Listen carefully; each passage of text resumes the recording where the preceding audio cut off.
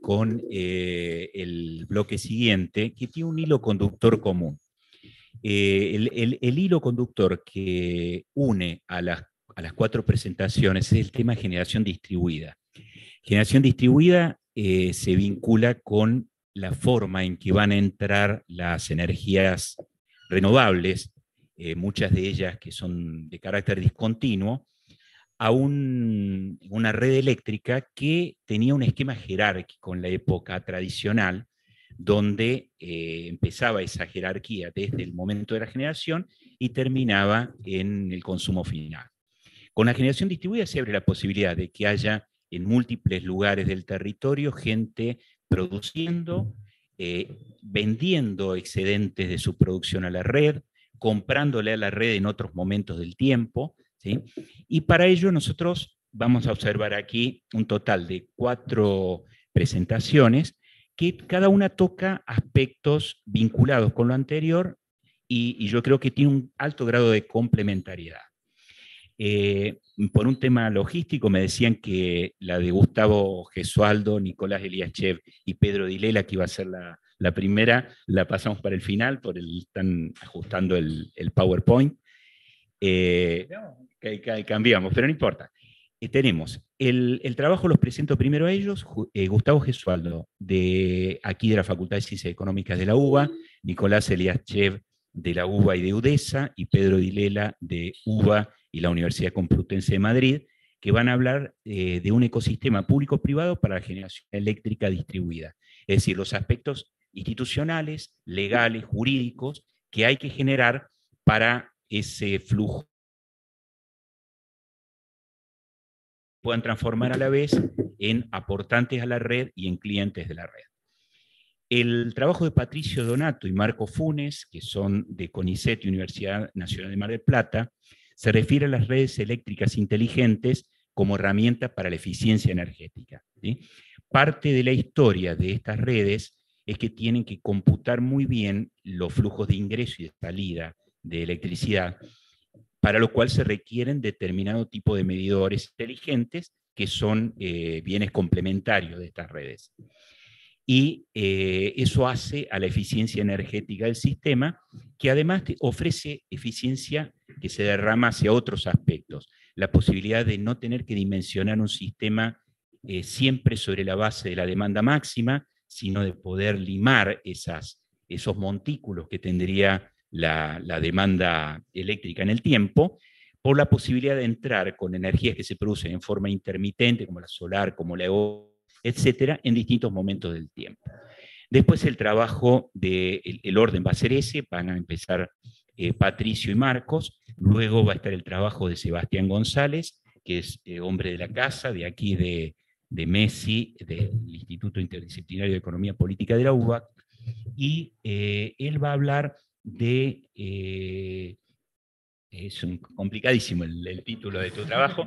Recién me lo contaste y ya me lo olvidé. El Alzheimer me está persiguiendo. Estimación de demanda neta. Escenario de alta penetración de generación distribuida. Bueno, o sea, ¿qué va a pasar cuando tengamos que la generación distribuida cubra una parte importante de la red? ¿Cómo vamos a estimar la demanda? Y el tercer trabajo en la secuencia actual es el trabajo de Santiago Garrido, de la Universidad Nacional de Quilmes y del CONICET, de Pablo Bertinat, Ignacio Arraña, Nicolás Di Ruscio, de la Universidad Tecnológica Nacional, y de Jorge Chemes, de la Universidad Nacional de Río Negro, del CONICET y de la Universidad Tecnológica Nacional, que van a hablar de la parte de políticas para equipos que tienen que ver con la eficiencia energética, ¿sí? Nosotros, dentro de la producción de esas energías no convencionales, tenemos equipos de distintos niveles tecnológicos y ellos van a hacer un punto sobre el desarrollo de la industria solar térmica vinculada con lo que acabamos de mencionar. Entonces, la primera exposición, la de Patricio Donato y Marco Funes, tienen 15 minutos para exponer todos. Aquí Camila va a hacer el trabajo, me ahorra el trabajo sucio a mí de estar midiéndole los minutos. Ella le va a estar avisando cuando falten 5, cuando falten 2 y cuando afuera. ¿sí? Y las preguntas, lo que vamos a hacer, vamos a tener el mismo esquema organizativo que en el primer bloque. Ustedes vayan pensándolas, anotándolas, etcétera, la pregunta incisiva, esa cruel, y después, cuando todos hayan terminado, hacemos todas las preguntas juntas, ¿sí? Así se fluye la exposición. Bueno, Patricio Marcos, 15 minutos. Aquí, perdón. Me voy a parar, que estoy... Sí.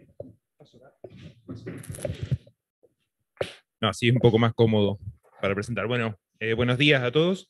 Bueno, gracias a Priscila y a todo el equipo colaborador por la invitación a participar de este evento. Bueno, mi nombre es Patricio Donato. Este trabajo lo hicimos en colaboración con el doctor Marco Funes, que no pudo asistir. Vine yo en representación de los dos. El título es, bueno, Redes Eléctricas Inteligentes como herramienta para la eficiencia energética. Es un trabajo realizado en el Instituto de Investigaciones Científicas y Tecnológicas en Electrónica, el ICITE, que es un instituto de doble dependencia con CONICET, Universidad Nacional de Mar del Plata. Bueno, un poco para poner en contexto, ¿sí?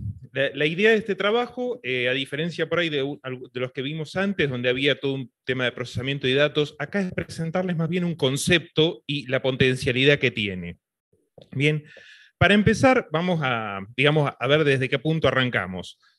El escenario energético actual a nivel mundial es que la demanda de energía está aumentando, ¿sí? Acá la podemos ver representada desde 1990 hasta la actualidad. Vemos que, salvo alguna excepción, como puede ser la crisis generada por el COVID ahí en el 2020, donde tenemos un pequeño descenso, o ahí en la crisis de las hipotecas de 2008-2009, donde también se estanca, en general la demanda de energía a nivel mundial ha crecido, ¿sí? Y particularmente ha crecido mucho en la región de Asia-Pacífico, con China a la cabeza. Según la Agencia Internacional de Energía, el consumo de energía mundial va a seguir creciendo a un ritmo de un 1% de acá hasta 2050, un 1% anual, lo cual significa que de acá a 2050 vamos a sumar el consumo de la China y la India actuales, ¿sí? Como que agregamos 2 países más a lo que estamos consumiendo ahora y 2 de los países que más consumen justamente. Bueno, acá también vemos otras proyecciones de la Agencia Internacional de Energía. Como vemos, la trayectoria de demanda de energía a nivel mundial venía creciendo antes de la crisis del COVID.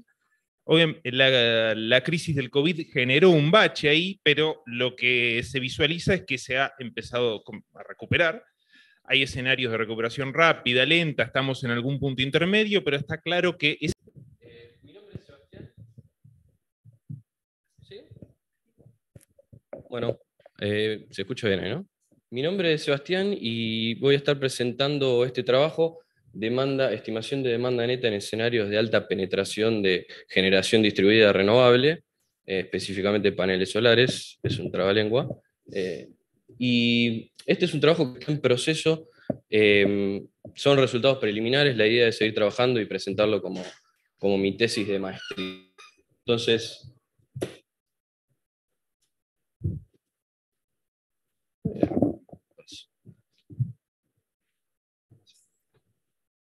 justo que a mí con el tiempo me pasa esto. Bueno, la estructura de la presentación es la siguiente. Primero voy a introducir el tema, dar la motivación de por qué es relevante y cuál es el problema que se quiere atacar, la metodología para hacerlo, los resultados preliminares que obtuvimos hasta el momento, y conclusiones y trabajo futuro, que como van a ver es bastante todavía. Así que vamos. El último tiempo se está viendo un fuerte crecimiento de instalación de paneles en usuarios residenciales, industriales y comerciales. Como se puede ver, hasta el 2021 había 350 gigawatts instalados y se espera que haya bastante más y crezca. Esto se puede explicar por múltiples beneficios de la instalación de paneles que luego voy a mencionar. Pero además, y principalmente por la fuerte caída de costos, que se puede ver ahí, el segundo gráfico, son rangos de precios por watts. Desde 2012 a 2020 cayó bastante, después siguió cayendo. e incluso de 2010 a 2012 hubo una fuerte caída, que ahí no tengo el gráfico, pero pasó de 7 a 4, como se ve ahí, de 7 promedio a $4 por watts. Voy a seguir acá, particularmente en Argentina, está bastante atrasado el tema, si bien se ve el mismo comportamiento, hay un fuerte crecimiento de instalación de paneles, aclaración bajo la ley de fomento de generación distribuida, pasó de 66, diciembre de 2019, a 1072 en el 2022, lo que no quiere decir, aclaro lo de la ley de fomento, porque no quiere decir que no haya más paneles, sino que estos son los que tenemos datos bajo la ley. Y bueno, está legislado desde 2018, así que entiendo que se espera que haya un comportamiento como en el resto del mundo. Por ejemplo, en Australia tiene el 30% de los hogares con paneles solares, por ejemplo. Respecto a los beneficios que mencionaba, voy a mencionar algunos, que es impacto ambiental positivo, reducción de emisiones, reducción de pérdidas de distribución y transmisión, porque se demanda donde se genera, básicamente, por lo menos en los hogares, aumento de confiabilidad en el caso de que el servicio sea malo, podés poner un panel y no te quedas sin electricidad cuando haya problemas de servicio. Pasa bastante en Sudáfrica, en donde hay bastantes problemas de cortes y la gente que puede se ve obligada a poner paneles. Reducción de riesgo por el hecho de que la generación esté descentralizada. Y, por último, creación de empleo. Hasta ahora parece que está todo bien, pero cuando hay alta penetración de generación distribuida a partir de paneles, se generan algunos desafíos que pueden llegar a ser dolores de cabeza operativos. Por ejemplo, el operador de la red, acá se mencionaba que la red estaba construida sobre la base o sobre la idea de que haya una generación centralizada que reparta flujos de energía a consumidores. Ahora resulta que los consumidores están también produciendo, entonces hay bidirección de los flujos, eso genera problemas. El operador de la red tiene que ver por el momento como parámetros y no como variables los puntos de generación descentralizada. Hay un incremento de volatilidad y variabilidad en la demanda, ahí me faltó poner en la demanda, producto de la intermitencia de las renovables, que también se hablaba, problemas de calidad de voltaje y potencia, que también se mencionaba. La intermitencia hace que haya fluctuaciones, se pueden romper equipos, generar apagones y demás, es un desafío. Y por último, desafíos regulatorios y diseño de mercado, por ejemplo, costos fijos en usuarios que por el momento se les cobra cargos variables energizados completamente. Si reducen el consumo hace que de alguna forma se freeradie la infraestructura, no se recuperen los costos necesarios. Así que yo en este trabajo se propone atacar el problema de incremento de volatilidad y variabilidad de la demanda. Aclaración, ahí me faltó el puntito. Menos yo, los otros son ingenieros por lo menos, y por el otro lado porque nos pusieron en este panel cuando somos los únicos que no nos dedicamos a energía eléctrica, así que también, y el esfuerzo que se hizo en la presentación para incorporarnos como un tema de atención para ustedes. El equipo, la autoría de este trabajo es de un equipo de trabajo que está vinculado al proyecto, al programa, que ahora les voy a mostrar. Ese equipo es de la UTN, de la Facultad Regional Rosario, y me invitaron a sumarme para poder hacer algún tipo de análisis un poco como el que voy a presentar hoy, que es algunas reflexiones o algún tipo de sistematización de lo que está pasando con este programa. La preocupación que por lo menos a mí me atrae para vincularme con esto, y en parte compartida con el resto, es tratar de empezar a encontrar algunos caminos de transición energética en un contexto de desafíos vinculados a la crisis global en general, como es la que estamos viviendo, salida de pandemia y la crisis vinculada a la guerra en Ucrania, y los que ya podemos agregar nosotros con la situación particular de la Argentina. Hay dos marcos conceptuales o dos herramientas conceptuales que voy a utilizar acá y que mi idea es recuperar un poco en las conclusiones.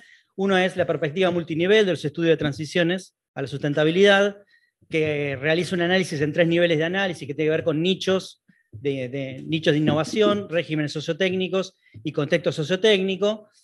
La idea de esta teoría o de este abordaje es pensar cómo son los procesos de transición a partir de cómo van desarrollándose las innovaciones tecnológicas o sociotécnicas y cómo se incorporan modificando de alguna manera los regímenes sociotécnicos, que los regímenes son la acumulación de un sistema sociotécnico.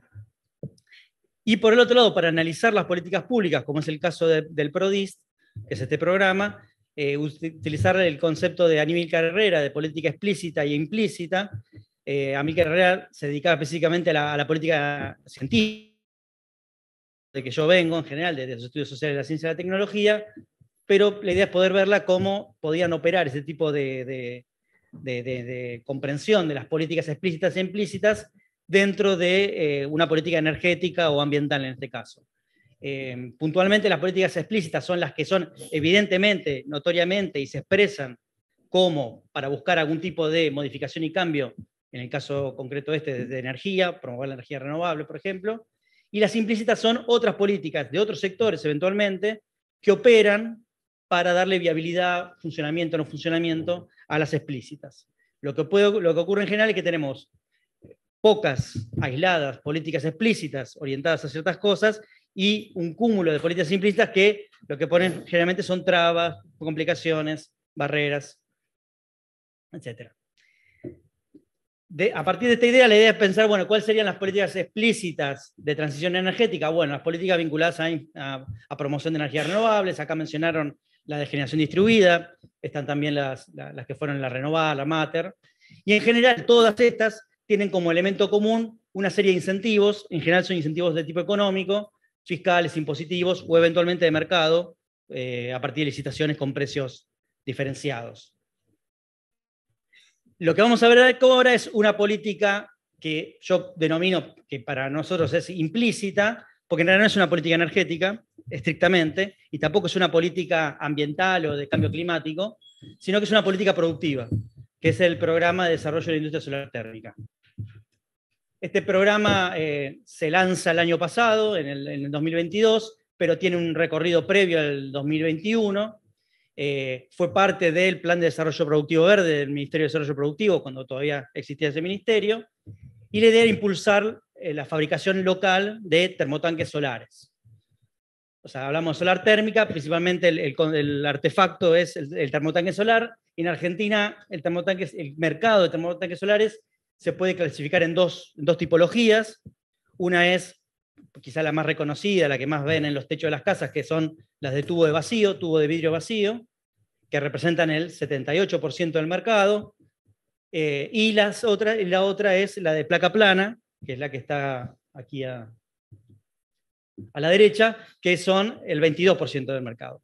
La particularidad que tiene esto es que el 100% de la de tubo vacío son importadas, de origen chino, y el 100% de la de placa plana son de industria nacional. La propuesta del programa es impulsar justamente el sector de la industria nacional. Lo que hay en Argentina es un sector bastante pequeño de fabricantes locales, más o menos una decena de empresas.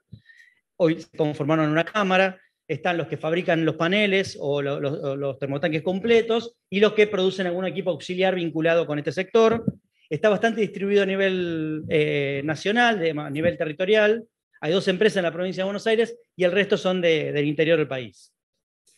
Son principalmente industrias mecánicas o industrias metalúrgicas que se especializaron en este tipo de artefactos. Hay algunas acciones previas que inició la Cámara en conjunto con el INTI, en conjunto con la UTN, que fue, por un lado, lograr una resolución de la Secretaría de Comercio del año 18, con una modificación en el 20, que establecía requisitos técnicos para la comercialización de equipos termotanques solares en Argentina. Cualquier tipo de equipo de calentamiento de agua solar debía cumplir esos requerimientos técnicos y un certificado que tiene que pasar por ensayos técnicos. Esto mejoró mucho la situación de las empresas nacionales, pero también mejoró mucho la calidad de los equipos que se estaban comercializando en el país, porque muchos de los que vienen de tubo de vacío chinos tienen serios problemas de calidad, digamos, no cumplen los requisitos mínimos de presión o de impacto, por ejemplo, el tema de soportar algún tipo de impacto. Lo que no logra ninguna de estas dos resoluciones todavía, la resolución y el intento de norma IRAN, de modificarla, que no se pudo avanzar, es la cuestión de eficiencia en términos de cómo calienta el agua. Esas pruebas todavía no se están haciendo, por eso también hay bastante desconocimiento en términos de la eficiencia de los equipos. Finalmente, hay una primera etapa del programa en 2020, cuando todavía la Secretaría de Energía pertenecía al Ministerio de Desarrollo Productivo. Se inicia el diseño de algunas políticas, bastante estándar en general, créditos blandos, compra de equipos para distribuir, capacitaciones, convenios con provincias. Cuando en septiembre del 2020 la Secretaría de Energía pasa al Ministerio de Economía, esto queda medio parado y se retoma recién en 2021.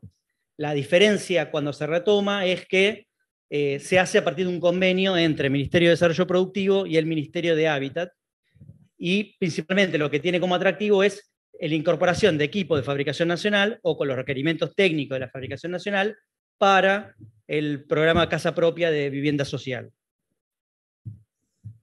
El universo que estaba calculado para Casa Propia en aproximadamente un periodo de 2 años, 2 años y medio, eran 77.000 viviendas, por lo cual eran 77.000 equipos que se iban a poner a instalar.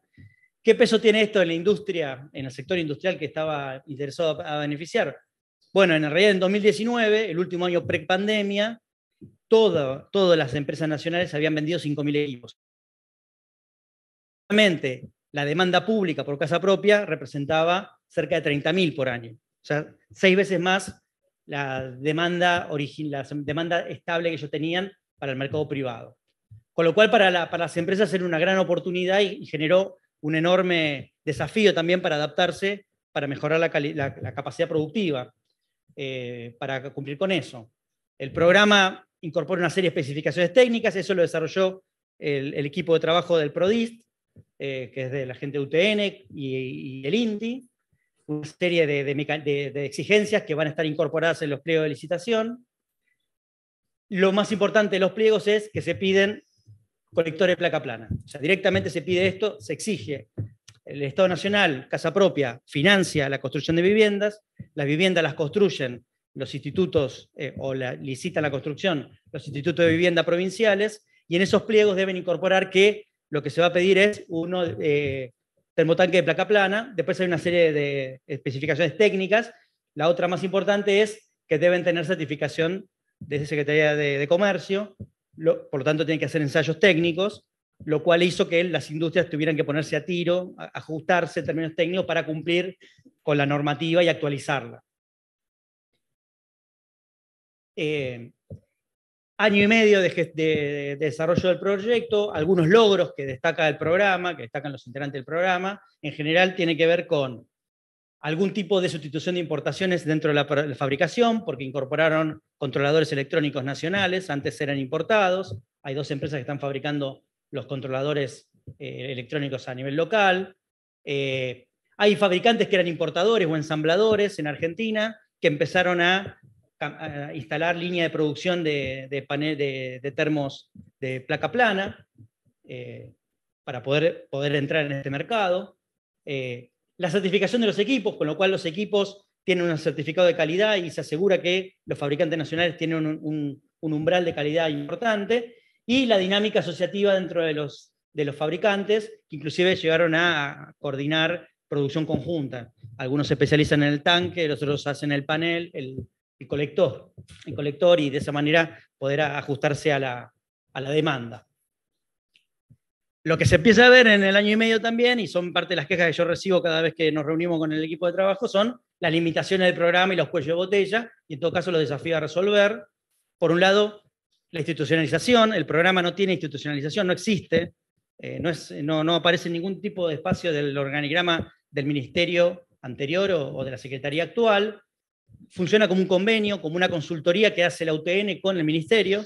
y esa es la única institucionalidad que tienen, y aparte se va renovando cada 6 meses, con lo cual nunca se sabe si el programa va a continuar a los 6 meses siguientes, con lo cual también les genera bastante debilidad a la hora de imponer condiciones a los IPB, por ejemplo.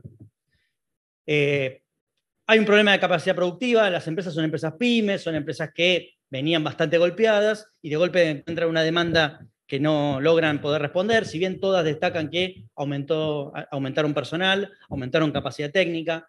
El programa también les facilitó el acceso a líneas de financiamiento del ministerio, a ANRs como la Prodepro, que le permitieron, por ejemplo, equiparse, pero aún así tienen problemas de cumplir con las demandas en tiempo y forma. Hay un problema que sufrieron sobre todo a partir de la guerra de Ucrania, que es parte de los insumos, que son de fabricación nacional, pero parte de los insumos, sobre todo acero inoxidable, cobre, son importados, y hubo escasez de equipo, escasez de materiales, que no había precio, que no llegaba a tiempo, que aumentaban de forma excesiva, por lo cual los precios presupuestados cambiaban todo el tiempo. Para empresas con poca espalda era muy complejo. Y hay un problema adicional, que es algo que se trabaja casi cotidianamente, porque es parte de la lucha que tiene el programa, es que los pliegos licitatorios, esos requerimientos, muchos no lo cumplen. ¿Por qué no lo cumplen? Bueno, hay varias cuestiones a tratar de descubrir, pero tiene que ver con la costumbre, la costumbre de quienes hacen los pliegos, las dinámicas y vínculos que tienen los IPB con proveedores locales, que no tienen este tipo de equipos, o compromisos asumidos, o directamente desidia, descuido, lo que fuera. Y lo que tiene es que el pliego es paso obligatorio, ¿no? Es un punto de paso obligatorio. Si el pliego no lo dice, la constructora no cumple. Si el pliego lo dice, la constructora busca esquivarlo. Pero si el pliego no lo dice, no hay manera de revertirlo. Sobre todo lo que ya se licita es casi perdido. Y las conclusiones son principalmente reflexiones que tenemos a partir de la revisión que hicimos de este año y medio de programa. Es, por un lado, que hay una reflexión previa que venimos haciendo, que está en trabajo extendido, que es que las políticas explícitas que había mostrado antes, como generación distribuida o las licitaciones tipo renovar, presentan algunas limitaciones, pensando en transición energética, no solamente en la cuestión de la oportunidad para tener renovables. Y que tienen que ver con que muchas veces esos incentivos, que son principalmente de mercado, no se adaptan a la realidad local, sobre todo en algunos lugares, ¿no? Parte de los problemas que tiene Argentina es que esas condiciones de mercado que son óptimas en otros países, aquí no suelen ocurrir. Acceso al crédito, cuestiones de cómo operan los subsidios cruzados, etc. Por otro lado, muchas veces cristalizan inequidades socioeconómicas y regionales en términos de quiénes son los beneficiarios de este tipo de políticas. En caso de la generación distribuida queda muy claro, si yo tengo capacidad económica de poner un panel solar, voy a ser beneficiario, buena parte de la población no lo tiene, y si vivo en un edificio tampoco la tengo. Entonces ahí hay una cuestión que tiene como problemas, y que en general enfrentan políticas implícitas contrarias. Entonces, si yo apoyo el desarrollo de generación renovable a gran escala, hoy por hoy tengo políticas implícitas que van en contra, que es la falta de red de transmisión, o los subsidios a las tarifas, o una serie de variantes que juegan, y si uno no las tiene en cuenta de antemano, pueden llegar a tener problemas a la hora de la implementación de la política o el éxito o fracaso de la política. Y en el caso del PRODIS, que consideramos una política implícita de transición, porque en realidad está operando sobre la política productiva y de vivienda, lo que pueden generar son condiciones de nicho. Los nichos son espacios protegidos donde las cuestiones de viabilidad económica o viabilidad de eficiencia técnica, mientras que se va desarrollando, se va perfeccionando, se está innovando, no tienen que salir a competir mano a mano con lo que ya está establecido. Y las condiciones de nicho se pueden generar a partir de políticas como PRODIS: compra pública, especificaciones técnicas y regulaciones. Por ejemplo, establecer normativas claras con respecto a la eficiencia de los equipos a gas o eléctricos, por ejemplo. Y aquí llegamos. Muchas gracias.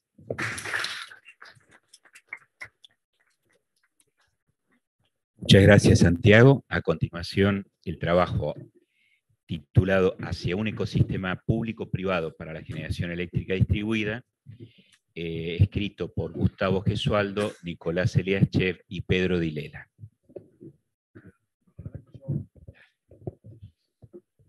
Bueno, gracias, Gustavo. Para mí es un enorme placer estar acá.